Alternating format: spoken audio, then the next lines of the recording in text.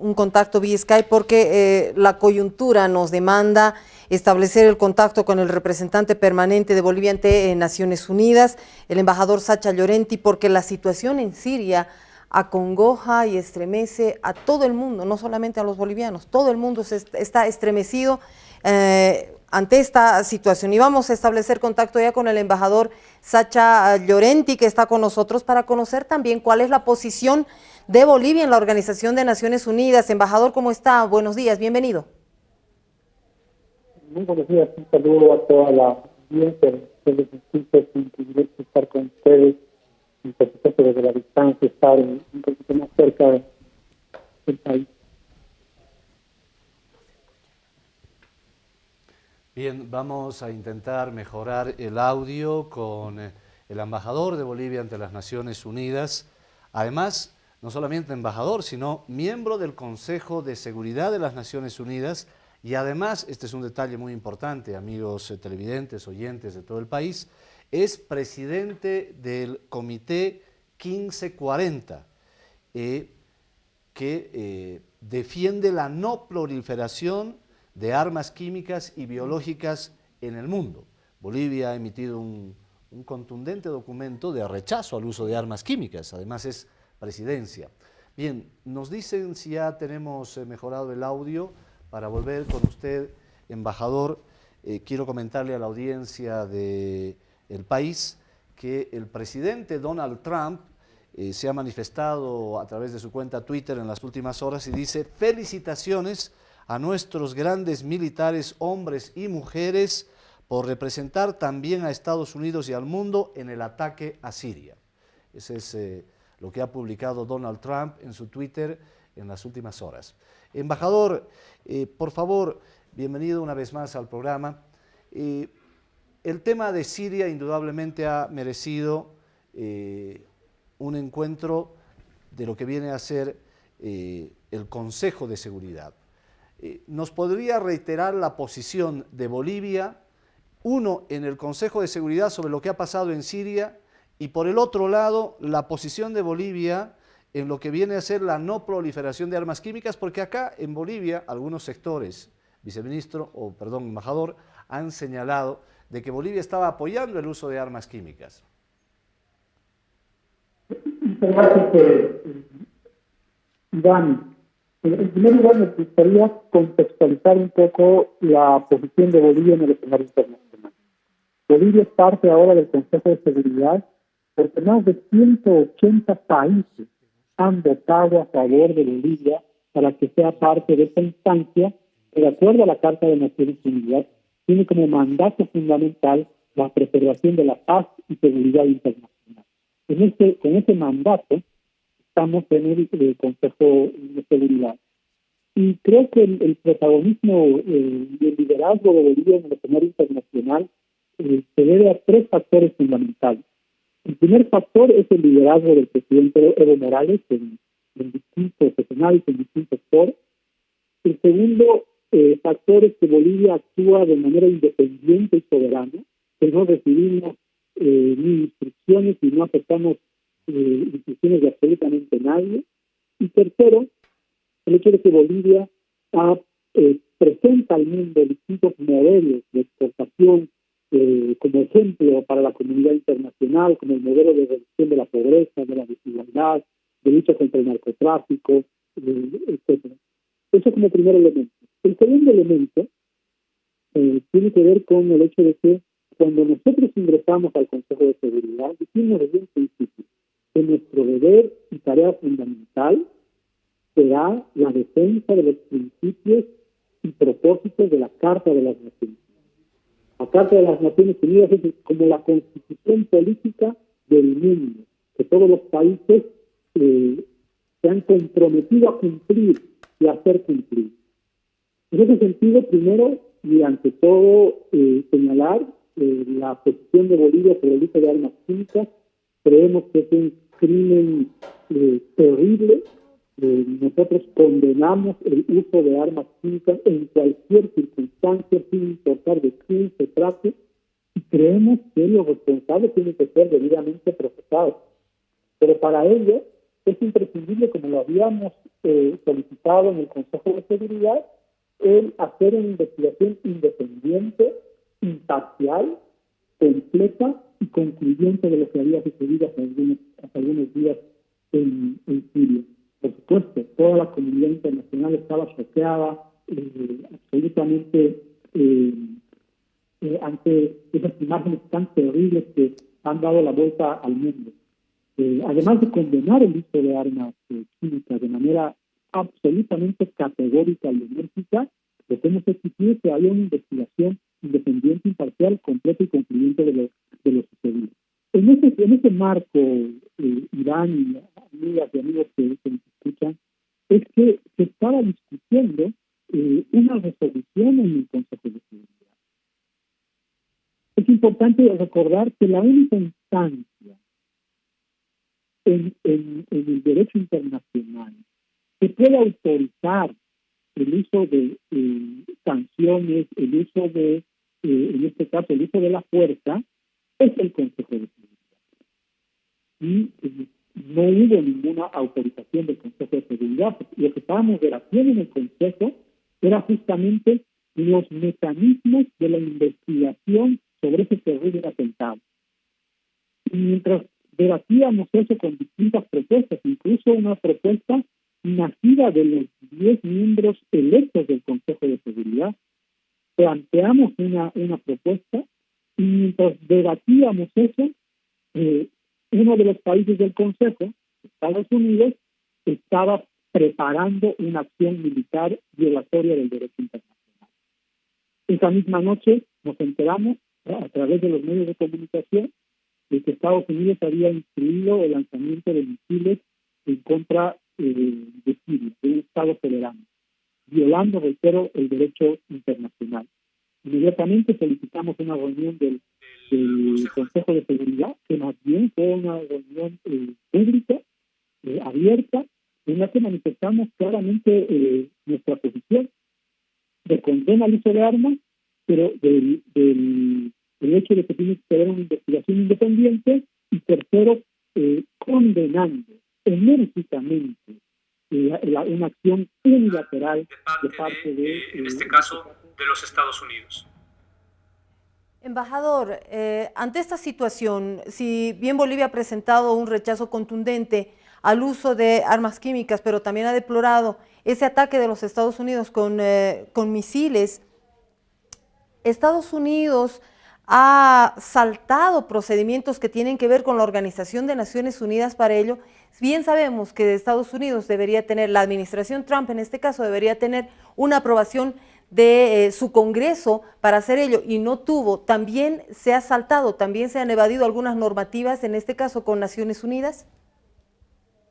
Bueno, es absolutamente claro que se ha violado flagrantemente la Carta de las Naciones Unidas. Se ha violado el derecho internacional. No puede ser que se realicen acciones unilaterales sin autorización del Consejo de Seguridad.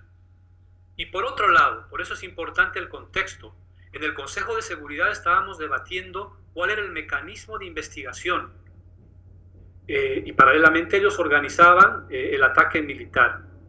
En ese sentido, nosotros hemos denunciado que ningún Estado, por más poderoso que sea militarmente, no puede constituirse en el investigador, en el fiscal, en el juez, en el jurado y en el verdugo en ninguna situación internacional. Y otro punto que creemos que es importante destacar es que no es la primera vez.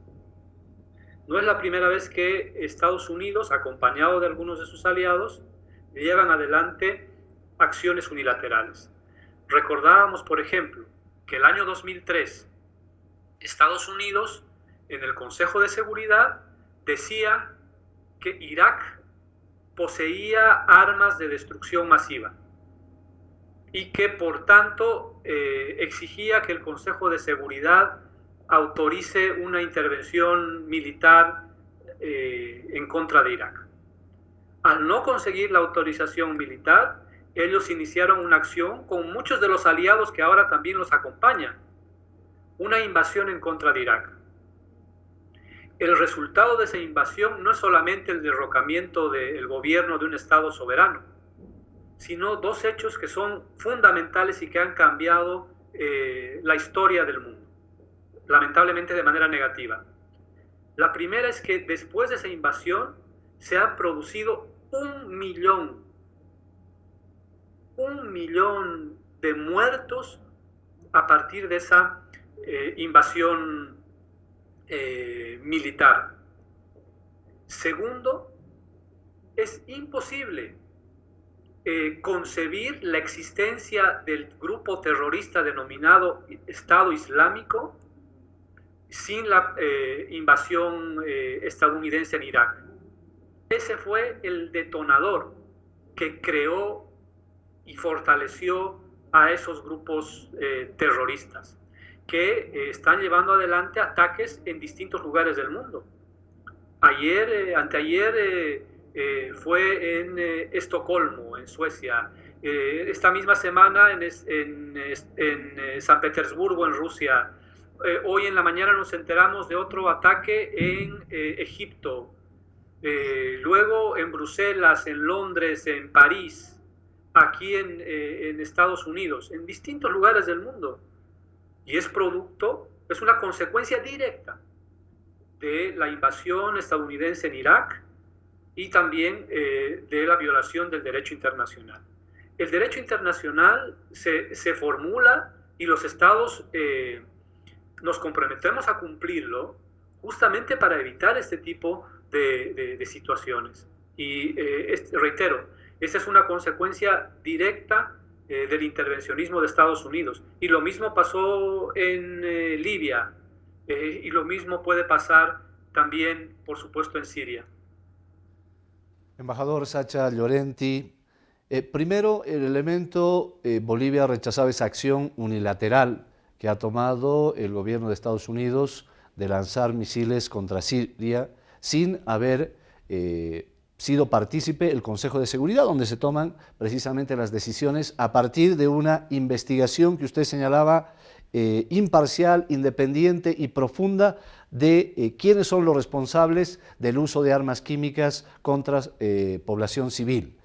Por un lado, embajador, ¿qué se puede hacer desde las Naciones Unidas ante esta acción unilateral? ¿Es posible hacer algo o el mundo se está encaminando a una guerra? Porque ¿cuál es el peligro para el mundo ante también declaraciones que hemos escuchado de representantes allá en los Estados Unidos, de autoridades que dicen que no descartan que vuelvan nuevamente a lanzar nuevos ataques contra Siria? Bueno, primero quiero hacer notar un hecho que creo que es importante. Incluso el secretario general de las Naciones Unidas ha señalado que ellos no tienen la información para verificar independientemente quién es el autor del uso de armas químicas. Por eso nuestra insistencia a una investigación independiente e imparcial. Después de estos ataques, esa posibilidad de la investigación ha quedado muy dañada. No solamente a través de los ataques, sino el propio debilitamiento de instancias como la Organización sobre la Prohibición de Armas Químicas de la OPAC, que debería llevar adelante esta investigación. Miren, el Consejo de Seguridad es una instancia poco transparente y anacrónica, pero es la instancia a la que la Carta de Naciones Unidas le da la responsabilidad de velar por la paz y seguridad internacionales. El hecho de que se realicen acciones unilaterales muestra, como lo decía muy bien el presidente Evo Morales, cuando el discurso de los derechos humanos, decía el presidente Evo, ya no les alcanza, entonces violan sistemáticamente los derechos humanos. Cuando la democracia ya no protege sus intereses, entonces organizan golpes de Estado. Y ahora, cuando el derecho internacional no les sirve para alcanzar sus objetivos, entonces toman acciones unilaterales. ¿Qué es lo que se puede hacer? Miren, Bolivia es un país que constitucionalmente y en la práctica es pacifista y apegado al derecho internacional. No tenemos bases extranjeras en nuestro territorio. Tenemos unas fuerzas armadas dignas para defendernos de cualquier amenaza o agresión y para contribuir al desarrollo nacional. No tenemos un ejército para atacar ni para invadir a ningún país ni a ningún pueblo. Pero sí tenemos principios y los vamos a defender. No tenemos misiles Tomahawk, pero sí tenemos como misión la defensa de los principios, de la defensa de la soberanía, la integridad territorial, la independencia, la igualdad soberana de los estados, la no injerencia en asuntos internos y nuestra convicción de que, como muy bien señalaba el presidente Evo, las diferencias tienen que resolverse a través de medios pacíficos. Ese es nuestro rol. Con ese mandato somos parte del Consejo de Seguridad y vamos a continuar en esa dirección porque es nuestra responsabilidad. Embajador, escuchamos en las últimas horas también con mucha preocupación, por supuesto, desde Bolivia y teniendo en cuenta el contexto del que usted mencionaba, Bolivia como un país pacifista, con respeto, con soberanía. Escuchábamos con preocupación, por ejemplo, las declaraciones de la representante de los Estados Unidos allá en Naciones Unidas, que decía que esto puede continuar, haciendo referencia a los ataques y el lanzamiento de los misiles. Embajador, ¿cuál es la posición de Bolivia en este caso? ¿Qué se podría hacer a través de Naciones Unidas para frenar esto y con los otros países que están en desacuerdo y rechazan este tipo de acciones? Esa es una muy buena pregunta, porque una intervención militar acentuada, como se pretende manifestar a través de algunos medios de comunicación, va a agravar enormemente no solamente la situación en Siria, sino la situación de los refugiados que no los quieren aceptar en varios países. Aquí un paréntesis: los países que invaden, que intervienen, que generan crisis humanitaria y que la gente escape, por supuesto, de esos conflictos, luego no los quieren aceptar en sus países como refugiados. Bueno, decía que esta situación puede agravarse no solamente en términos de una profunda crisis humanitaria, sino de que estos grupos terroristas continúen llevando adelante ataques en distintos lugares del mundo. Eso es muy preocupante y terrible, lo hemos visto en varios países y eso por supuesto nos llena de mucha preocupación. El otro tema, ¿qué es lo que se puede hacer? Ahora existen dos procesos vinculados a una solución política pacífica de la guerra en Siria que, vale decir, ya está durando 7 años y que ha causado la muerte de casi 400.000 personas. Uno es el proceso que se lleva adelante en Astana, que está en Kazajistán, que es un proceso de cese de hostilidades, de cese al fuego, que ha sido garantizado por Rusia, Irán y Turquía, y luego ha sido refrendado por el Consejo de Seguridad en una resolución aprobada en diciembre pasado. Ese es uno de los procesos que se ve seriamente afectado por este bombardeo. El segundo proceso, que es complementario al primero, es el proceso de negociaciones en Ginebra, que está liderado por la Organización de Naciones Unidas y por el secretario general a través de su enviado especial, el señor de Mistura. Este proceso también se ve afectado, el proceso de paz, de negociaciones, se ve afectado por acciones unilaterales. Nosotros lo que vamos a hacer es apoyar al secretario general en sus gestiones para alcanzar una solución política, pacífica a esta terrible guerra. Vamos a continuar trabajando en el Consejo de Seguridad para evitar que continúen este tipo de acciones unilaterales. Lamentablemente tenemos un solo voto entre 15. Hay muchos países que nos apoyan en esta dirección, pero cuando hay un desprecio total al derecho internacional, lo que nos queda es esta denuncia permanente de este tipo de acciones. Entonces, en resumen, es el apoyo al proceso de Astana, del cese al fuego. Segundo, el apoyo al secretario general y al señor de Mistura en las negociaciones de Ginebra. La próxima semana recibiremos un informe del señor de Mistura, quien nos dará a conocer cuáles son las consecuencias de este ataque en el proceso que él está liderando. Embajador Sacha Llorenti, para nuestros amigos de la radio, estamos conversando también con el presidente de la OPAC, que es la Organización para la Prohibición de Armas Químicas, y miembro del Consejo de Seguridad de las Naciones Unidas, que está precisamente allá, en la sede de las Naciones Unidas, Nueva York. Embajador, usted ponía un antecedente, lo que ha sucedido en Irak el año 2003. El antecedente es una invasión a Irak bajo la consigna de que había armas químicas que nunca las encontraron.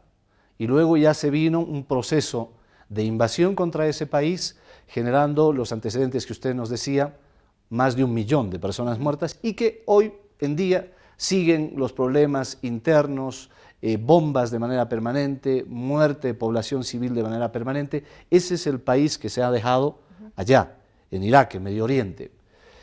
Siria es un país estratégico. ¿Por qué Estados Unidos, desde su análisis, embajador, lanza este ataque contra Siria? Porque hay un factor estratégico. Ahí está el mar Mediterráneo, hay las reservas de petróleo, es una zona que desde hace mucho tiempo atrás, estamos hablando de cientos de años, es una zona estratégica por lo que ha significado el Imperio Romano, el Imperio Otomano, en fin, una zona estratégica. ¿Cuál es la razón fundamental? Porque aquí parece el elemento central las armas químicas, que tendrá que hacerse una investigación, porque no se puede lanzar sobre población civil armas químicas. Es un desastre, la guerra en realidad es un desastre. Pero ¿cuál es el propósito de fondo, embajador? ¿Cuál es su análisis? Bueno, primero Iván, una pequeña aclaración. Bolivia está presidiendo el Comité sobre la no proliferación de armas químicas, nucleares y biológicas del Consejo de Seguridad. Hay que señalar que durante los años previos, con control de Naciones Unidas, de la OPAC, se ha llevado adelante un proceso de desmantelamiento de la producción y el uso de armas químicas en Siria, y esperemos que la OPAC, que ha recibido el Premio Nobel de la Paz hace un par de años por este trabajo en Siria, pueda tener las condiciones de acceso a los lugares donde se ha desatado esta terrible situación.